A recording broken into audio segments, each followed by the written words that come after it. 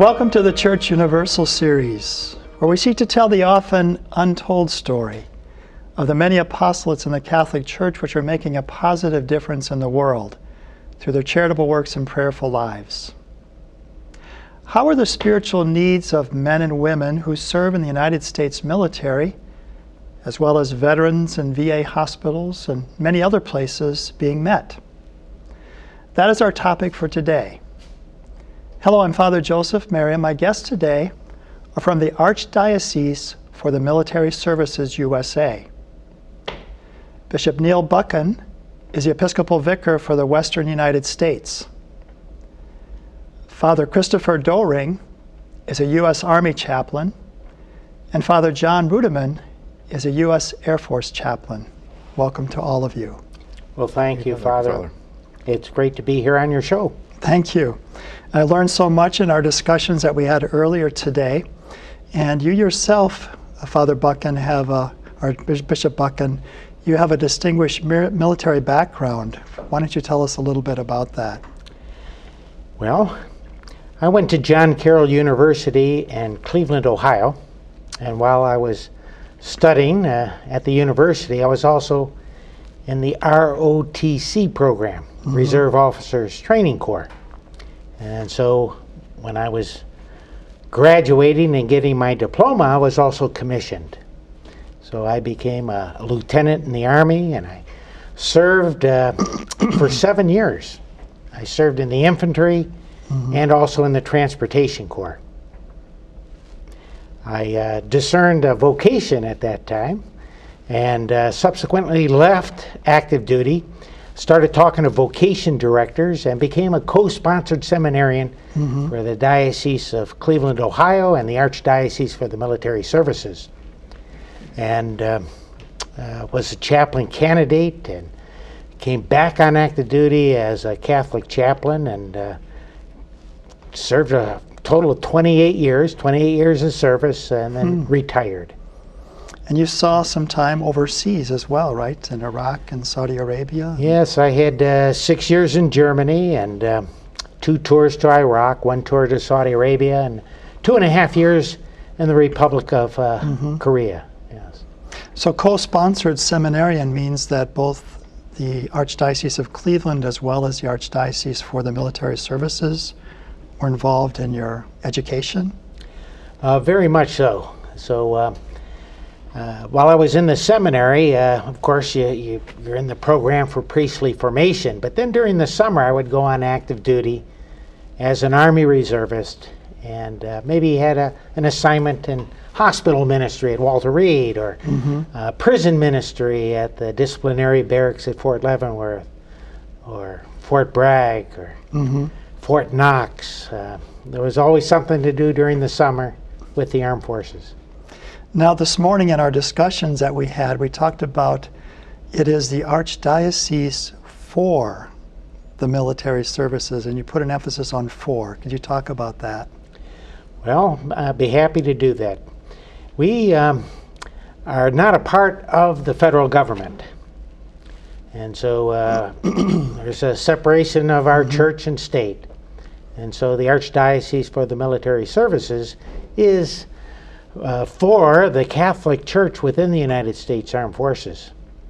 And we also provide ministry to Department of Defense workers overseas, the veterans that visit the 153 Veteran Affairs Hospital, and for the cadets and the midshipmen in our military academies. So where are you based then? Our Cardinal Edwin O'Brien Pastoral Center is located in Washington, D.C. And it's a good place to be because our Department of Defense is nearby, and we have to work closely with the leadership of the armed forces. Great. Well, Father Doering and Father Ruderman, you had a nice little rivalry between the Air Force and the Army here. Friendly. Friendly, yes, a nice friendly rivalry. Why don't you talk about how chaplains who are military chaplains, there's a unique way in which they are connected with those that they're serving. Whenever a chaplain comes in, inevitably they will be embedded with a unit. So you're not just serving Catholics, you're serving everybody in your unit. And it's one where your boss, your immediate boss, is usually the commander or the executive officer. And so you have to integrate into the rhythm, into the commander's intent, what he or she wants to accomplish with the unit, and thus you have to nest your efforts with the commander's efforts. And you are very much with the men and women who are there serving, right? There's a unique way that you are connected with those that you're serving. Yes, Father, one of the things I always thought was so interesting and quite frankly fun about living out my priesthood in this particular way as a military chaplain is I am truly, the word used was embedded, I'm truly embedded in the military culture. So not just in a particular squadron or battalion or whatever in the military, but as a member of that culture. I wear the same uniform they wear. I use the same lingo they use. I have to deal with the PT tests, the physical training tests, and eat the same food. And really, it's as our Holy Father Pope Francis talks about, smelling like our sheep. Right. Because you think of like a prison chaplain or a hospital chaplain, you go in, you minister, but then you're very much apart from them. But the military chaplaincy is quite different in that you're so connected with the men and women that you're serving. Now let's talk too about Bishop Broglio, Archbishop Broglio, who is the Archbishop of the Military Archdiocese, that he put out an appeal to the bishops to release priests to help the Military Archdiocese. There's a great need for a priest in the Military Archdiocese. Yes, he made that appeal, I believe in 2015 at one of our meetings with the USCCB. And unfortunately, our numbers of Catholic chaplains serving on active duty continue to decrease. So we did accession some chaplains, but it seems like they're retiring faster than we can accession them. So as our numbers of Catholic chaplains has been decreasing, we've been increasing the number of contract priests. So we will contract a local clergyman to come onto a military installation to provide Catholic-specific ministry. And they're a great help, but they don't wear the uniform. They don't have access to all the places where a chaplain can go. Right. They don't have the ear of the commander. So they're usually in the chapel going about the business of Catholic-specific ministry. And so we continue to do all that we can to encourage vocations. Right. But that's another show. That's another show that we'll be talking about with the Yes. vocation director for the Military Archdiocese. Well, let's talk about the influences that the young men and women face in the military culture today. Obviously, in the whole world, there's this secularism, secular influence. How are you dealing with that within your own troops? One in particular that I find, two things really that it influences society. One where you're battling relativism, and also our love for the screen. You know, all of us carry around a smartphone, Right. A tablet, a pad, something like that, where a lot of our attention is focused on that. So it's interesting when I'm highly interested in the thoughts of soldiers who have always lived under that, you know, their whole lives. So obviously they think much differently than I do, since I'm much older than they are.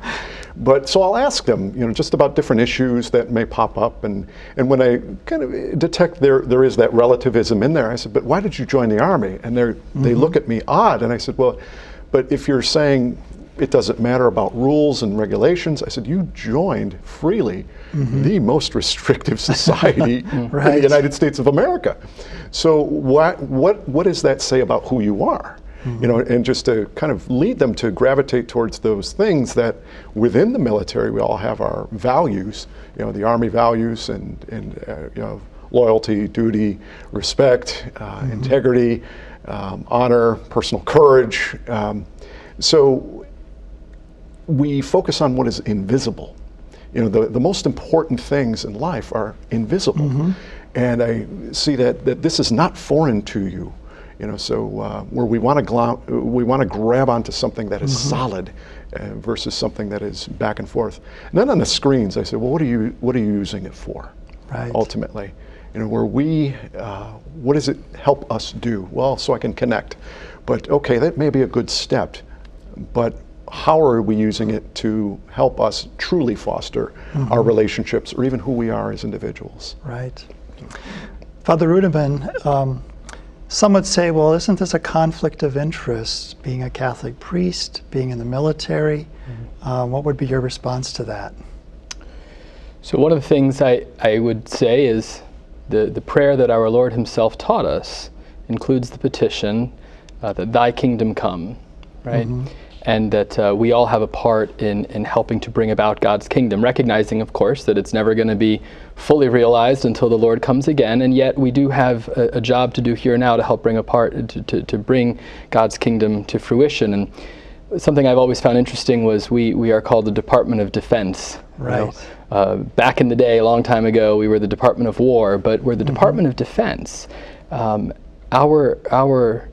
Our wars, when we do have to go to war, it's always a last resort. It's a sad last resort, because we don't go to war for the sake of war. We go to war for the sake of peace, for the sake of bringing about God's kingdom. And something I have found interesting is when you're in a combat zone, and from some of my deployments to combat zones, the airmen and soldiers and sailors and Marines that I've been blessed to minister to, they need a chaplain there to help them recognize that this is not a good thing, that we need to do this. We need to do this right now, but this is oriented towards ultimately bringing about peace. We're not in the business of making war for the sake of war. And that's where the Catholic faith really keeps you on that track, right? That our goal is not to get revenge or do anything like that, but is to establish a peace, right? Isn't that what your intention is? And that's where the Catholic faith, I think, helps to inculcate that in people. So also, you mentioned earlier, Father Doring, that you were involved in some humanitarian efforts. So the military is not only about these conflicts that may be going on, but also about doing these humanitarian efforts. Certainly. As I'm sure everybody in the military realizes that, yes, the military is created to ultimately fight and win America's wars. However, those who serve in the military aren't all trained killers. I was blessed to be a part of Operation United Assistance when the Ebola crisis broke out in Liberia. And within a short amount of time, I mean, the main focus was that ultimately, how do we control the Ebola crisis? And the way it was figured out, that if we get down to the lowest level, address the sanitary and health concerns. And within a short amount of time, we went from over 100 confirmed cases a day, that after a month and a half, 2 months, we were down to 10 confirmed cases a day. So just the impact that the presence of just a stable force, what it can do for a foreign nation. And we do bring a lot of good, even within deployed combat areas where they were helping build schools, digging wells. So the human aspect of serving in the military, where, like I said, we're not just here to win the wars, we address the needs of the human person. So practically there in Liberia, What were some of the things that you were doing? Basically, we were just going out to the various remote areas. They were working in conjunction with USAID, different Doctors Without Borders, just establishing health clinics, just making sure that wash stations and other sanitary facilities were available to the folks out in the remote areas. Because a lot of people, when they would unfortunately get sick, they would come to the city, but none of their needs were addressed in that meantime. But I think through those efforts, it really was effective. Well, let's talk about what is the daily life like for a military chaplain, Father Ruben? Well, in the Air Force, the first thing you do is you have to check your email before you can do anything else. It's, you have a mix of being Catholic priest, a clergy person from your own denomination, but then you're also a staff officer. As Father mentioned earlier, you're working for a commander, and so there's unfortunately a certain amount of administrivia, as we call it, checking the email and getting various trainings done and making sure that we're all caught up and that we're worldwide deployable and all of that good stuff. But then, of course, there's a constant flow of people looking for counseling. Doors always open for just walk-in counselings, and then you have scheduled appointments, sacramental preparation, meetings, and then of course the big thing, the nice thing in the military chaplaincy is we're paid to get out of our offices and to go and walk around our units and just check in and Right. I always tell them, listen, if you're busy and you just need to say, hey sir, I'm busy, okay, great, no problem, but so often they enjoy seeing you, hey Father, thanks for coming in and checking. Yeah. And so we get paid to get out of our office and to go to check in on them and to have those impromptu conversations and see how they're doing. Father Doring? Pretty much the same. We're is one that we escape our offices. They told us in chaplain school,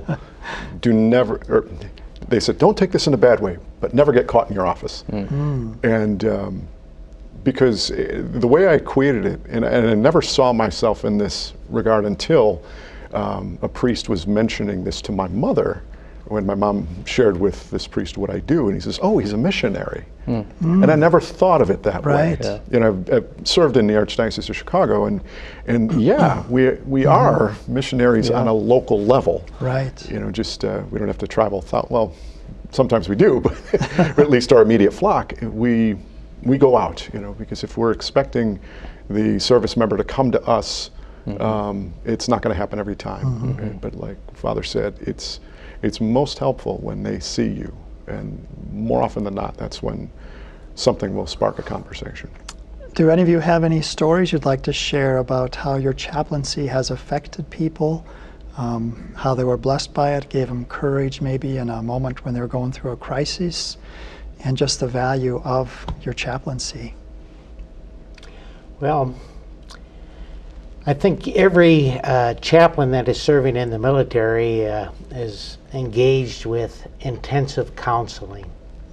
So there might be a service member who has a suicide ideation, or maybe a military couple who is having a crisis in their marriage.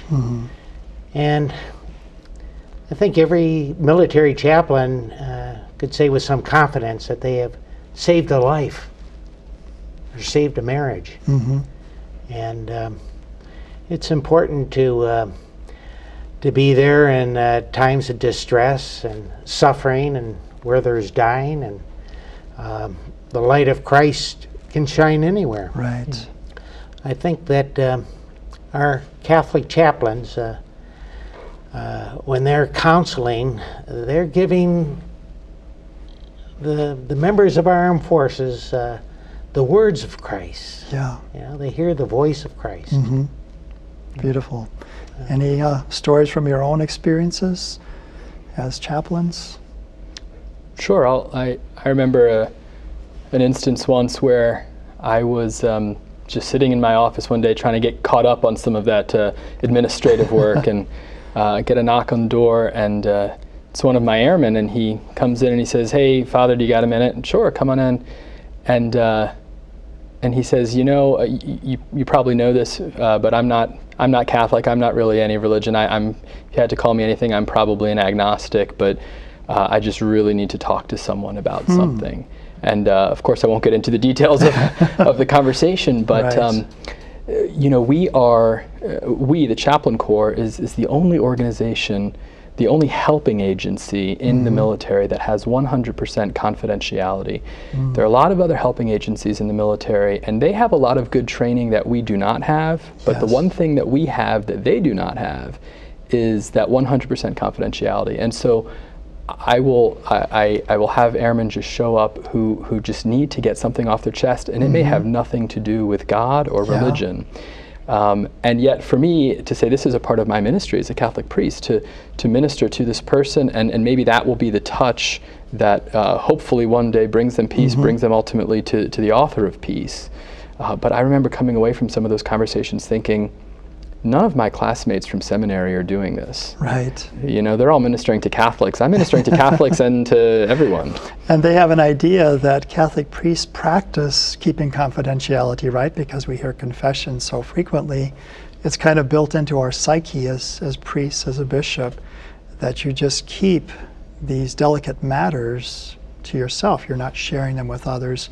And I would expect that your people just see that in priests. They have a certain confidence that they will keep this confidential. Indeed, it's just amazing where that treasure that we have within the Chaplain Corps, but especially in our priesthood, going through chaplain school, and when they taught us about the whole confidentiality piece, it was funny. You kind of looked around, and ones who got it, understood, were the Catholics. Some of them were like, well, what about this scenario? What about this scenario? What about this scenario? And I remember at one point I said, folks, either it's got to be we tell everything or we tell nothing. Right. That's the only way we got to go. And if I were to choose, I want to say nothing. So Right. that's the treasure. We're entrusted with people's souls. And we bring it to the Lord, right? So a lot of times they have these heavy burdens, they bring them to us. And in a way, we're weighed a little bit with that too, but then we bring it to the Lord who's able to lift the situation. So Bishop, for the general public, how can they support what you all are doing in the Military Archdiocese? How can they help these efforts? Well, George Washington, when he was forming the Continental Army, he went to the Continental Congress and he said, I want a chaplain corps. I want men of the cloth who can help maintain and sustain the morals and the morale of my soldiers. And well, things still work that way. In other Right. words, the military is underneath our legislature, our Congress, and our Senate. And so those who are running for office, well, maybe we should be asking them the questions. What do you think about religious freedom in the military? Do we have enough chaplains to serve all of the young men and women that are going into our armed forces? Will our young people, when they go to serve their country, have to forfeit their constitutional rights by putting on the uniform? And so it's important for those who are representing us in Congress to be thinking about these issues and Right. have these things in these categories. I think it's also important for our people to be talking to the bishops, and every diocese has somebody who's serving in the armed forces. And so there's a need for the bishop to send a priest to go to Right. minister to those who are coming from his diocese and serving the country. And so it's good for the people of their diocese to ask their bishop, who do we have serving as a chaplain in the military? So as we're coming to the end here, how can they learn more? You have a website that they can get in touch with? Yes, we do. I'm glad you asked, Father. That would be www.millarch.org. Okay. And that is our award-winning website for the Archdiocese for the Military Services. Great. So they can learn a lot more about the Military Archdiocese and help support the efforts that are so important and indispensable. Thank you all for being with us. Oh, thank you. Serving those who serve is the good work of the Archdiocese for the Military Services as they provide for the spiritual and sacramental needs of those who serve our nation. Perhaps in some way you are called to help their indispensable efforts for the support of the brave men and women who serve our country at home and abroad. We will see you again this time next week for another episode of the Church Universal.